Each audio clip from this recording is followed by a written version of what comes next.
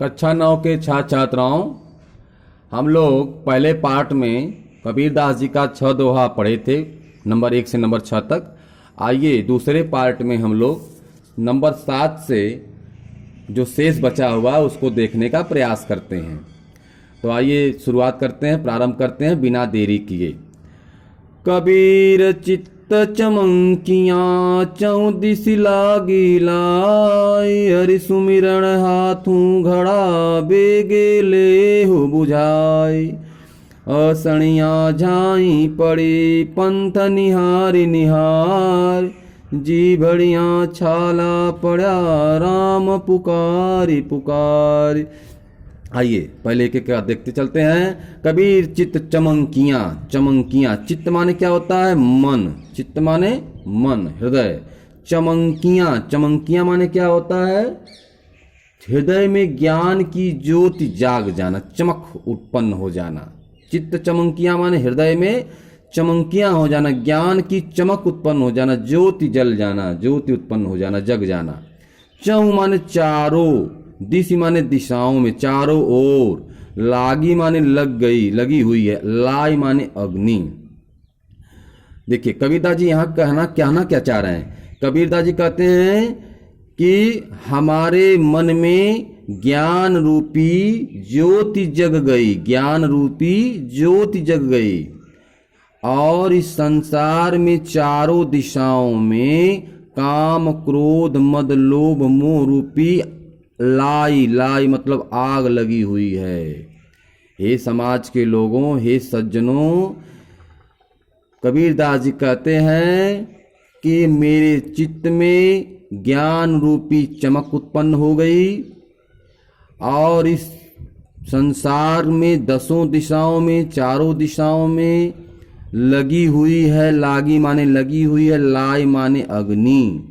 चारों दिशाओं में आग लगी हुई है। कैसी आग लगी हुई है? काम क्रोध मद लोभ मोह रूपी आग लगी हुई है।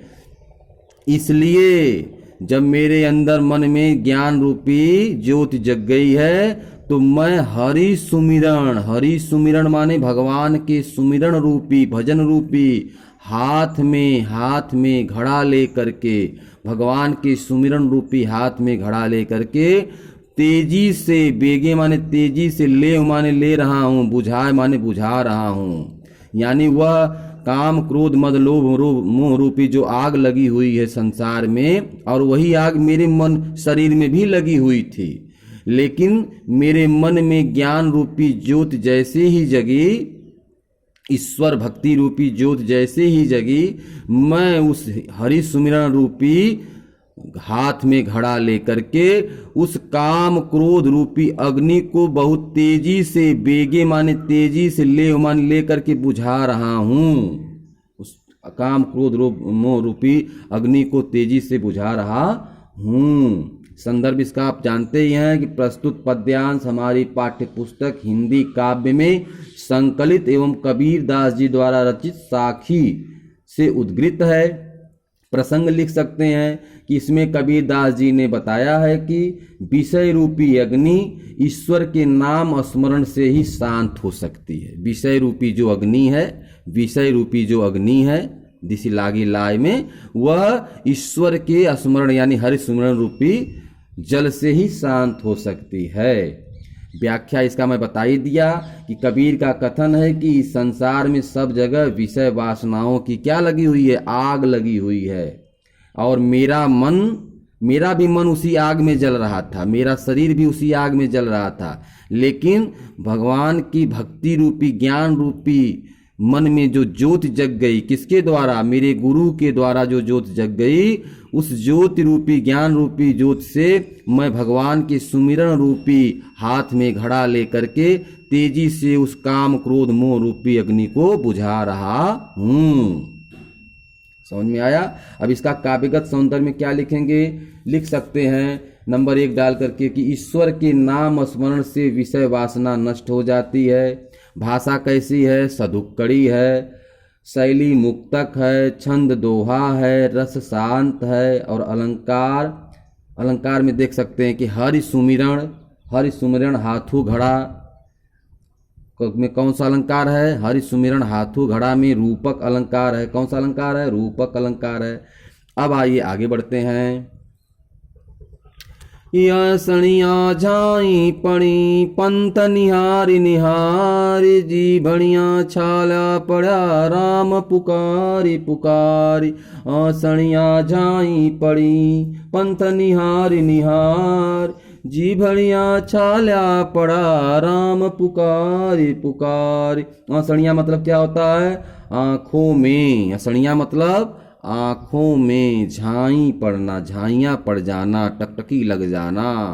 पड़ी माने पड़ जाना। निहार पंथ माने रास्ता, निहार निहार माने देख कर, देखते देखते, बाट जो होते रास्ता देखते देखते। जी बढ़िया मतलब जिहवा में, जिहवा में। जी बढ़िया मतलब जिहवा में क्या पड़ गया? छाला पड़ गया। छाला मतलब पढ़ने का मतलब यहाँ आशय है कि जिहवा मोटी हो गई राम का सुमिरन करते करते। तो प्रसंग में क्या लिख देंगे? यहाँ पे प्रसंग लिख सकते हैं कि इस दोहे में संत कबीर ने ईश्वर विरह की व्याकुलता को व्यक्त किया है, यानी परमात्मा को प्राप्ति में जीवात्मा की व्याकुलता को व्यक्त किया गया है। परमात्मा की प्राप्ति में जीवात्मा की व्याकुलता को व्यक्त किया गया है। आप इसको लिख सकते हैं। इसमें आप लिखें, इसका व्याख्या क्या लिखेंगे कि कबीरदास जी कहते हैं कि हे प्रभु, हे परमात्मा, हे राम, आपका बाट जो होते आपका रास्ते का इंतजार करते करते मेरी आंखों में झाइयाँ पड़ गई, मेरी आंखों में झाइयाँ पड़ गईं, टकटकी लग गई। और जिहवा से राम राम बुलाते बुलाते, राम राम पुकारते पुकारते मेरी जिहवा मोटी हो गई, यानी छाला पड़ गया, छाला पड़ गया मेरी जिहवा में, लेकिन आपके दर्शन अभी नहीं हुए। समझ में आया? आगे बढ़ते हैं। झूठे सुख को सुख कहें मानत है मन मोद, जगत चवैना काल का कछु मुख में कछु गोद। झूठे सुख को सुख कहें मानत है मन मोद, जगत चबैना काल का कछु मुख में कछु गोद। मानत है झूठे सुख को सुख, मानत माने क्या होता है? मानते हैं, ठीक है, अनुभव करते हैं। मानते हैं यानी अनुभव करते हैं। मोद माने क्या होता है? हर्ष, खुशी, यानी प्रसन्नता। जगत चबाना, चबाना माने क्या होता है? वह वस्तु चबा कर जिसे खाया जा सके, जैसे आहार मतलब नाश्ता कहते हैं आज के समय में, चबा के खाते हैं लोग दोपहर सुबह का नाश्ता। काल का चक्र, काल समय का। कुछ मुख में कछ गोंद, गोंद मतलब होता है गोंद में, अर्थात उसके हाथ, कुछ उसके मुख में चला गया, कुछ उसके हाथ में खाने वाला है ना। कुछ गईल कुछ जाता कुछ जाए वाला बात। तो यहाँ पे क्या है कि झूठे सुख को सुख कहें। कबीरदास जी कहते हैं कि समाज में मनुष्य जो झूठा सुख है, जो सांसारिक सुख है, काम क्रोध मद लोभ मोह रूपी या जो सांसारी संसार है, इसमें जो यह सुख है, जो क्षणिक सुख है, उसी को सच्चा सुख मान लेते हैं और उसी में अपने मन को प्रसन्न रखते हैं, अपने मन को प्रसन्न रखते हैं। कबीरदास जी कहते हैं कि मनुष्य इस सांसारिक झूठे सुख को ही सच्चा सुख कहते हैं और उसी में अपने मन को प्रसन्न रखते हैं, जबकि यह संसार काल का चबैना है, काल का आहार है और यह काल कुछ को खा चुका है और कुछ को खाने वाला है, कुछ को खा चुका है, कुछ को खाने वाला है। प्रसंग में लिख सकते हैं कि प्रस्तुत साखी में कबीर दास जी ने सांसारिक सुख को मिथ्या बताते हुए इस संसार की असरता को नष्ट किया, यानी संसार जो है वह क्षण भंगुर है। काव्य सौंदर्य में लिख सकते हैं भाषा कैसी है, सदुक्कड़ी रस कैसा है, शांत है, छंद कैसा है, दोहा है, अलंकार कैसा है, अनुप्रास रूपक दोनों अलंकार इसमें पाया जाएगा। अब आइए आगे बढ़ते हैं कि जब मैं था तब हरि नहीं, अब हरि है मैं नाई। सब अंधियारा मिट गया, जब दीपक देखा माई। जब मैं था तब हरि नहीं, जब मैं था, मैं मतलब अहंकार, अभिमान, घमंड।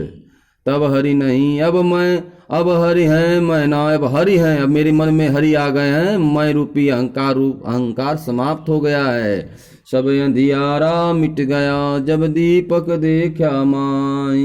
अब यहाँ पर प्रसंग लिख सकते हैं, संदर्भ तो आपको पता ही है कि प्रस्तुत दोहा हमारी पाठ्य पुस्तक हिंदी काव्य में संकलित कबीरदास जी द्वारा रचित साखी से उद्गृत है।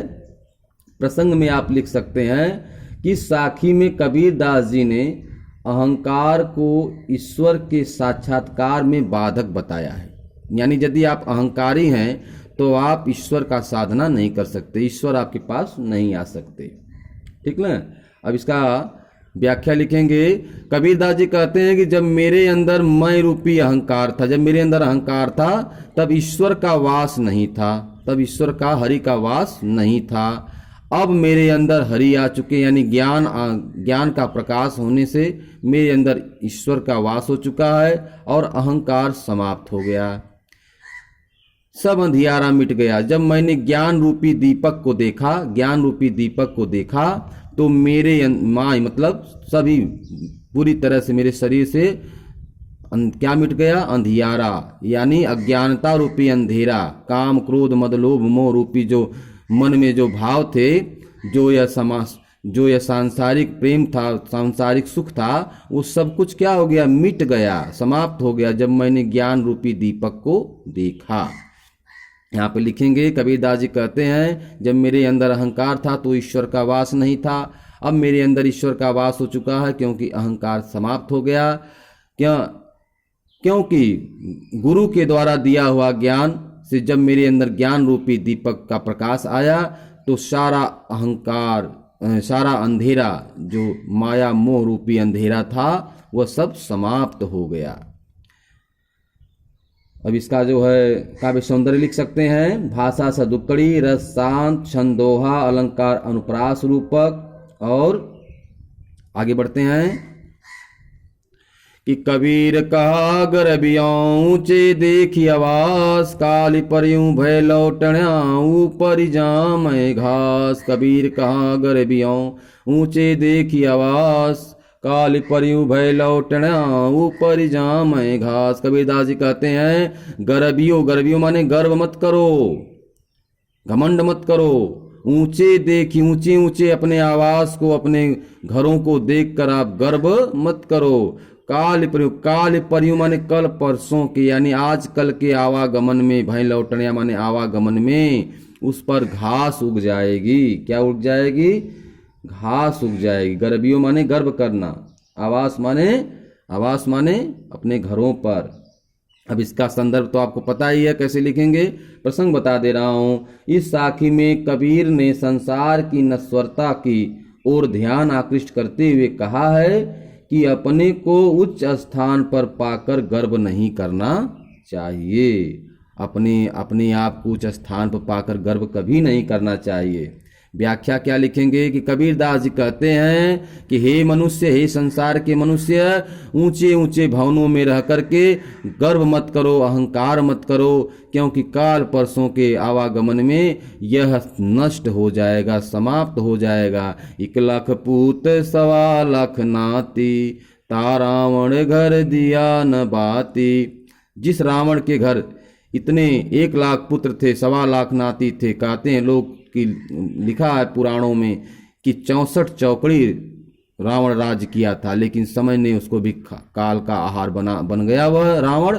तो इसीलिए कबीरदास जी कहते हैं कि अपने ऊंचे ऊंचे भवनों को देखकर हे मनुष्य गर्व मत करो, अहंकार मत करो, क्योंकि कल परसों के आवागमन में, समय के चक्र में सब समाप्त हो जाएगा, उस पर घास उग जाएगी, अर्थात वह नष्ट हो जाएगा।